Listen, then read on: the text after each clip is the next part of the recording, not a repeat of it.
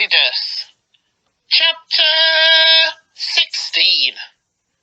Manna and Quail from heaven. Then the whole community of Israel set out from Elim and journeyed into the wilderness of Sin, between Elim and Mount Sinai. They arrived there on the 15th day of the second month, 1 month after leaving the land of Egypt. There too, the whole community of Israel complained about Moses and Aaron. "If only the Lord had killed us back in Egypt," they moaned. "There, we sat around pots filled with meat and ate all the bread we wanted. But now, you have brought us into the wilderness to starve us to death."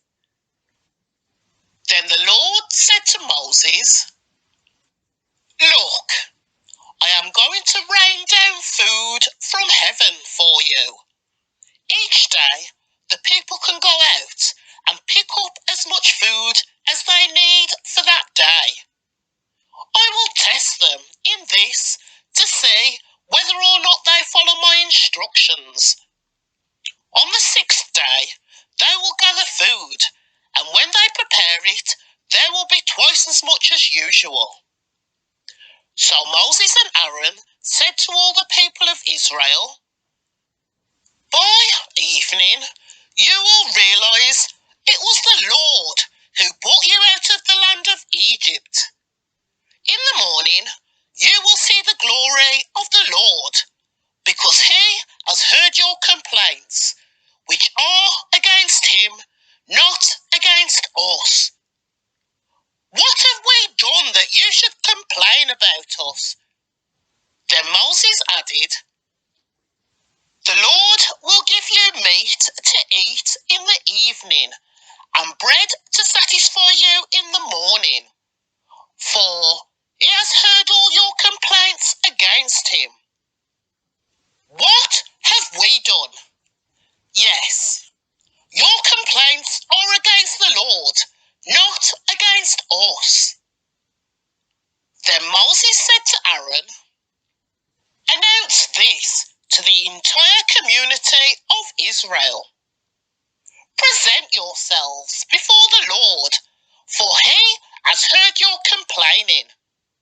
And as Aaron spoke to the whole community of Israel, they looked out towards the wilderness. There they could see the awesome glory of the Lord in the cloud. Then the Lord said to Moses, "I have heard the Israelites' complaints. Now tell them, in the evening you will have meat to eat, and in the morning you will have all the bread you want. Then you will know that I am the Lord your God." That evening, vast numbers of quail flew in and covered the camp, and the next morning the area around the camp was wet with dew. When the dew evaporated, a flaky substance as fine as frost blanketed the ground. The Israelites were puzzled when they saw it. "What is it?" they asked each other. They had no idea what it was. And Moses told them, "It is food the Lord has given you to eat. These are the Lord's instructions. Each household should gather as much as it needs. Pick up 2 quarts for each person in your tent." So the people of Israel did as they were told. Some gathered a lot, some only a little. But when they measured it out, everyone had just enough. Those who had gathered a lot had nothing left over, and those who gathered only a little had enough. Each family had just what it needed. Then Moses told them, "Do not keep any of it until morning." But some of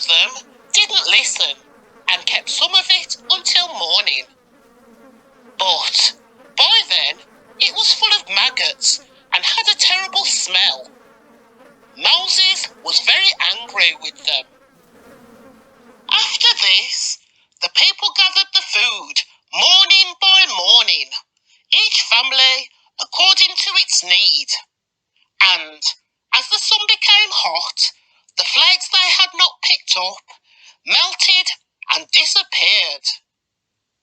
On the sixth day, they gathered twice as much as usual, 4 quarts for each person instead of 2. Then all the leaders of the community came and asked Moses for an explanation. He told them, "This is what the Lord commanded. Tomorrow will be a day of complete rest, a holy Sabbath day, set apart for the Lord. So bake or boil as much as you want today, and set aside what is left for tomorrow." So they put some aside until morning, just as Moses had commanded. And in the morning, the leftover food was wholesome and good, without maggots or odour. Moses said, "Eat this food today, for today is a Sabbath day, dedicated to the Lord. There will be no food on the ground today. You may gather the food for 6 days, but the 7th day is the Sabbath. There will be no food on the ground that day." Some of the people went out anyway on the 7th day, but they found no food. The Lord asked Moses, "How long will these people refuse to obey my commands and instructions? They must realise that the Sabbath is the Lord's gift to you. That is why he gives you a 2-day supply on the 6th day, so there will be enough for 2 days. On the Sabbath day, you must each stay in your place. Do not go out to pick up food on the 7th day." So the people did not gather any food on the 7th day. The Israelites called the food manna. It was white like coriander seed, and it tasted like honey wafers. Then Moses said, "This is what the Lord has commanded. Fill a 2-quart container with manna to preserve it for your descendants. Then later generations will be able to see the food I gave you in the wilderness when I set you free from Egypt." Moses said to Aaron, "Get a jar and fill it with 2 quarts of manna. Then put it in a sacred place before the Lord to preserve it for all future generations." Aaron did just as the Lord had commanded Moses. He eventually placed it in the Ark of the Covenant in front of the stone tables inscribed with the terms of the covenant. So the people of Israel ate manna for 40 years until they arrived at the land where they would settle. They ate manna until they came to the border of the land of Canaan. The container used to measure the manna was an omer, which was 1/10 of an ephah. It held about 2 quarts. Chapter 17. Water from the rock. As the Lord commanded, the whole community of Israel left the wilderness of Sin and moved from place to place. Eventually, they camped at Rephidim, but there was no water there for the people to drink. So, once more, the people complained against Moses. "Give us water to drink," they demanded. "Quiet," Moses replied. "Why are complaining against me? And why are you testing the Lord?"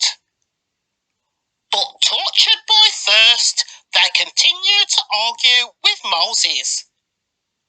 "Why did you bring us out of Egypt? Are you trying to kill us, our children, and our livestock with thirst?"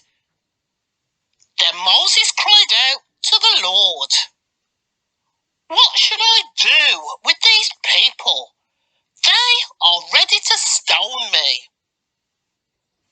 Then the Lord said to Moses, "Walk out in front of the people. Take your staff, the one you used when you struck the water of the Nile, and call some of the elders of Israel to join you. I will stand before you on the rock at Mount Sinai. Strike the rock and water will come gushing out. Then the people will be able to drink." So Moses struck the rock as he was told, and water gushed out as the elders looked on.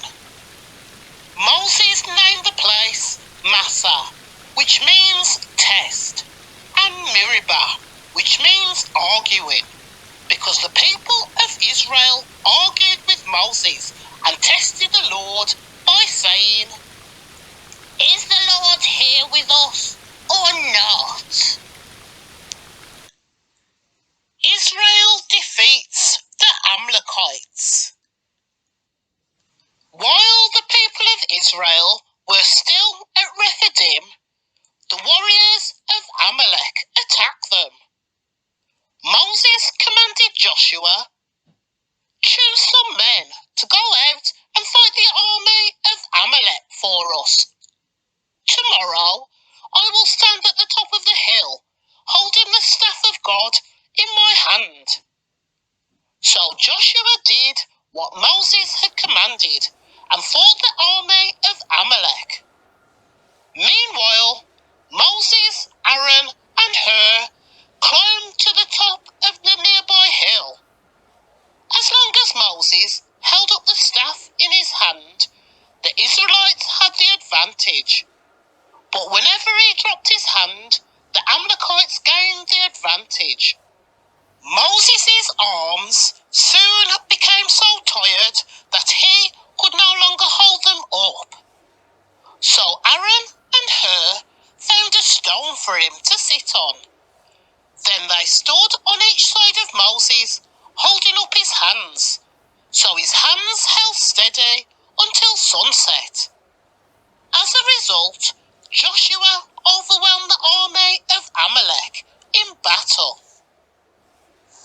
After the victory, the Lord instructed Moses, "Write this down on a scroll as a permanent reminder and read it aloud to Joshua. I will erase the memory of Amalek from under heaven." Moses built an altar there and named it Lord Nissi, which means "The Lord is my banner." He said, "They have raised their fist against the Lord's throne. So now the Lord will be at war with Amalek generation after generation." Chapter 18. Jethro's visit to Moses. Moses' father-in-law, Jethro, the priest of Midian, heard about everything God had done for Moses and his people, the Israelites. He heard especially how the Lord had rescued them from Egypt. Earlier, Moses had sent his wife Zipporah and his 2 sons back to Jethro, who had taken them in. Moses' first son was named Gershom, for Moses had said when the boy was born, "I have been a foreigner in a foreign land." His second son was named Eleazar, for Moses had said, "The God of ancestors, was my helper. He rescued me from the sword of Pharaoh. Jethro, Moses' father-in-law, now came to visit Moses in the wilderness. He brought Moses' wife and 2 sons with him, and they arrived while Moses and the people were camped near the mountain of God. Jethro had sent a message to Moses saying, I, Jethro, your father-in-law, am coming to see you with your wife and your 2 sons. So Moses went out to meet his father-in-law. He bowed low and kissed him. They asked about each other's welfare and then went into Moses' tent. Moses told his father-in-law everything the Lord had done to Pharaoh and Egypt on behalf of Israel. He also told about all the hardships they had experienced along the way and how the Lord had rescued his people from all the troubles. Jethro was delighted when he heard about all the good things the Lord had done for Israel as he rescued them from the hand of the Egyptians. Praise the Lord, Jethro said, for he has rescued you from the Egyptians and from Pharaoh. Yes, he has rescued Israel from the powerful hand of Egypt. I know now that the Lord is greater than all other gods, because he rescued his people from the oppression of the proud Egyptians. Then Jethro, Moses' father-in-law, brought a burnt offering and sacrificed it to God. Aaron and all the elders of Israel came out and joined him in a sacrificial meal in God's presence.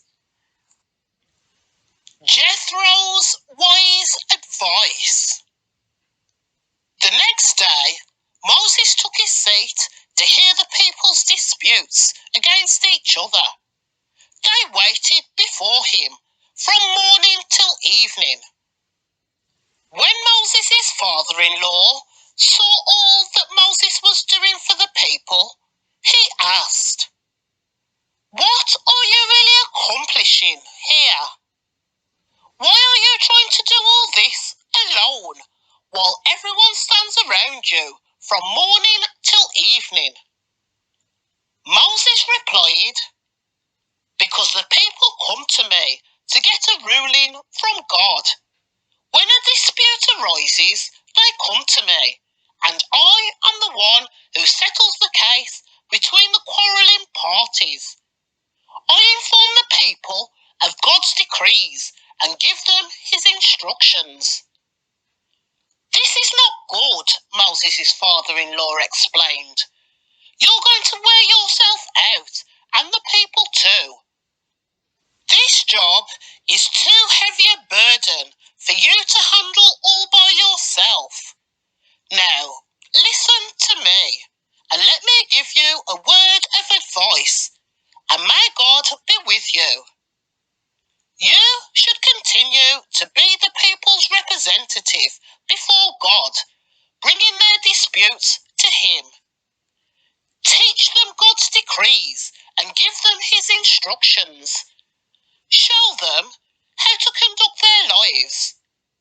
But select from all the people some capable, honest men who fear God and hate bribes. Appoint them as leaders over groups of 1,000, 100, 50 and 10. They should always be available to solve the people's common disputes, but have them bring the major cases to you. Let the leaders decide the smaller matters themselves. They will help you carry the load, making the task easier for you. If you follow this advice, and if God commands you do so, then you will be able to endure the pressures, and all these people will go home in peace. Moses listened to his father-in-law's advice and followed his suggestions. He chose capable men from all over Israel and appointed them as leaders over the people. He put them in charge of groups of 1,150 and 10. These men were always available to solve the people's common disputes. They brought the major cases to Moses, but they took care of the smaller matters themselves. Soon after this, Moses said goodbye to his father-in-law, who returned to his own land. Chapter 19. The Lord reveals himself at Sinai. Exactly 2 months after the Israelites left Egypt, they arrived in the wilderness of Sinai. After breaking camp at Rephidim, they came to the wilderness of Sinai and set up camp there at the base of Mount Sinai. Then Moses climbed the mountain to appear before God. The Lord called to him from the mountain and said, "Give these instructions to the family of Jacob. Announce it to the descendants of Israel. You have seen what I did to the Egyptians.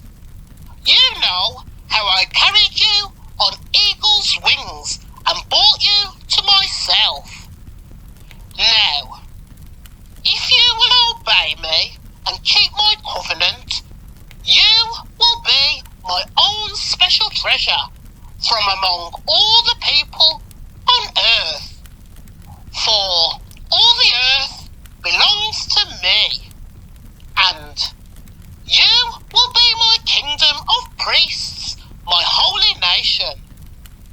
This is the message you must give to the people of Israel. So Moses returned from the mountain and called together the elders of the people and told them everything the Lord had commanded him. And all the people responded together, "We will do everything the Lord has commanded." So Moses brought the people's answer back to the Lord. Then the Lord said to Moses, "I will come to you in a thick cloud, Moses, so the people themselves can hear me when I speak with you. Then they will also trust you." Moses told the Lord what the people had said. Then the Lord told Moses, "Go down and prepare the people for my arrival. Consecrate them today and tomorrow and have them wash their clothing. Be sure they are ready on the 3rd day, for on that day the Lord will come down on Mount Sinai as all the people watch. Mark off a boundary all around the mountain. Warn the people. Be careful. Do not go up on the mountain or even touch its boundaries. Anyone who touches the mountain will certainly be put to death. No hand may touch the person or animal that crosses the boundary. Instead, stone them or shoot them with arrows. They must be put to death. However, when the ram's horn sounds a loud blast, then the people may go up on the mountain." So Moses went down to the people. He consecrated them for worship, and they washed their clothes. He told them, "Get ready for the 3rd day, and until then, abstain from having sexual intercourse." On the morning of the 3rd day, thunder roared and lightning flashed, and a dense cloud came down on the mountain. There was a long, loud blast from a ram's horn, and all the people trembled. Moses led them out from the camp to meet with God, and they stood at the foot of the mountain. All of Mount Sinai was covered with smoke, because the Lord had descended on it in the form of fire. The smoke billowed into the sky like smoke from a brick kiln, and the whole mountain shook violently. As the blast of the ram's horn grew louder and louder, Moses spoke, and God thundered his reply. The Lord came down on the top of Mount Sinai and called Moses to the top of the mountain. So Moses climbed the mountain. Then the Lord told Moses, "Go back down and warn the people not to break through the barriers to see the Lord, or they will die. Even the priests who regularly come near to the Lord must purify themselves, so that the Lord does not break out and destroy them." "But Lord," Moses protested, "the people cannot come up to Mount Sinai. You already warned us. You told me, mark off a boundary all around the mountain to set it apart as holy." But the Lord said, "Go down and bring Aaron back up with you. In the meantime, do not let the priests or the people break through to approach the Lord, or he will break out and destroy them." So Moses went down to the people and told them what the Lord had said. Chapter 20. 10 Commandments for the Covenant Community. Then God gave the people all these instructions. "I am the Lord your God, who rescued you from the land of Egypt, the place of your slavery.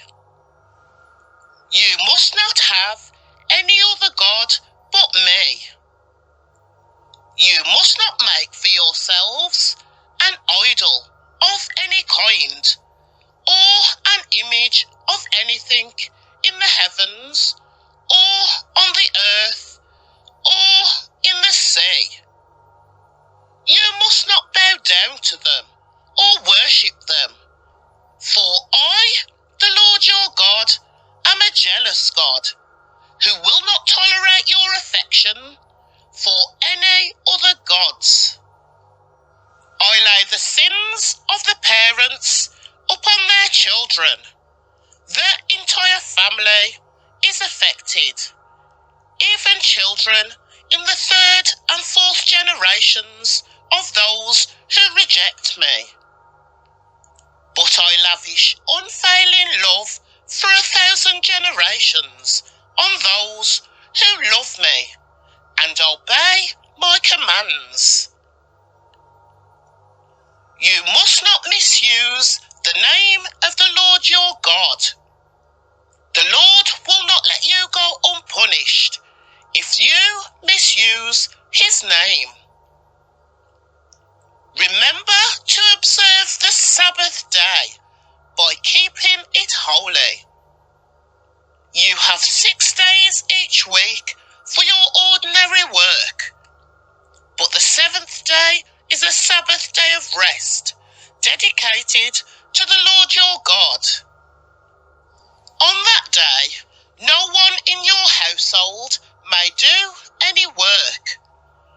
This includes you, your sons and daughters, your male and female servants, your livestock, and any foreigners living among you. For in 6 days the Lord made the heavens, the earth, the sea, and everything in them. But on the 7th day he rested. That is why the Lord blessed bless the Sabbath day and set it apart as holy. Honour your father and mother, then you will live a long full life in the land the Lord your God is giving you. You must not murder. You must not commit adultery. You must not steal. You must not testify falsely against your neighbour. You must not covet your neighbour's house. You must not covet your neighbour's wife, male or female servant, ox or donkey, or anything else that belongs to your neighbour. When the people heard the thunder and the loud blast of the ram's horn, and when they saw the flashes of lightning and the smoke billowing from the mountain, they stood at a distance, trembling with fear. And they said to Moses, "You speak to us, and we will listen. But don't let God speak directly to us, or we will die."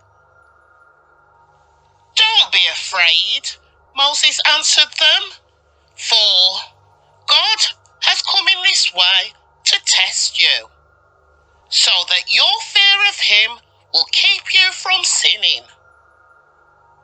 As the people stood in the distance, Moses approached the dark cloud where God was. Proper use of altars. And the Lord said to Moses, "Say this to the people of Israel. You saw for yourselves that I spoke to you from heaven. Remember, you must not make any idols of silver or gold to rival me. Build for me an altar made of earth and offer your sacrifices to me, your burnt offerings and peace offerings, your sheep and goats and your cattle. Build my altar wherever I cause my name to be remembered, and I will come to you and bless you. If you use stones to build my